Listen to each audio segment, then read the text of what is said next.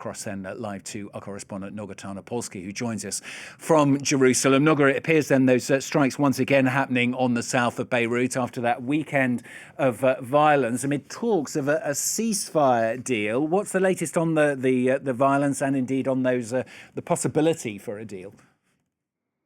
Well, there are more and more indications that a deal may actually really be in the offing this time.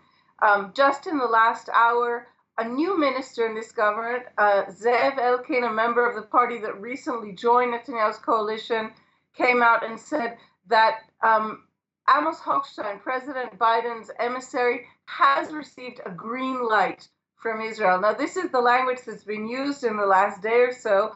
It must be said that before anybody can sign such a deal, the Israeli cabinet has to approve it. And Netanyahu has at least two members of his cabinet, probably a few more, but at least two who are very extremist and who he depends on completely to keep his government together, who will vote against it. So Israel's final response to this may depend on Netanyahu's having added in this other party just a few weeks ago, and that could bolster his side if he wants to pass this deal, in fact.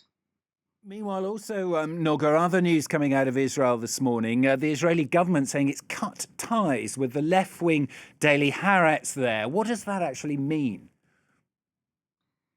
Well, the Israeli government is in part of a big swoop that used to be referred to as administrative reform, the overhaul of the state. It's an effort to turn Israel away from the rule of law.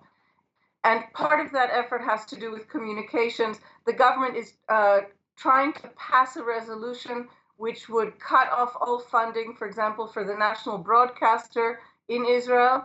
And the decision you're mentioning yesterday is a decision to attempt, in fact, to bankrupt Haaretz, one of the oldest newspapers in this country, a very revered paper associated with the left wing, with intellectuals. And the way the government is trying to do that is to deny it any advertising income from government sources. So to cut the paper off completely, for example, when tenders for construction are published, when there's information published about route changes, transportation, flights, all of these things that most of us don't pay much attention to when we do still read a newspaper, but these tend to be the number one source of income for most newspapers in the Western world. So what we're seeing is a general effort on the part of the Netanyahu government to strangle free media in Israel. Noga, thanks very much. Noga Tarnopolsky, our correspondent, joining us live there from Jerusalem.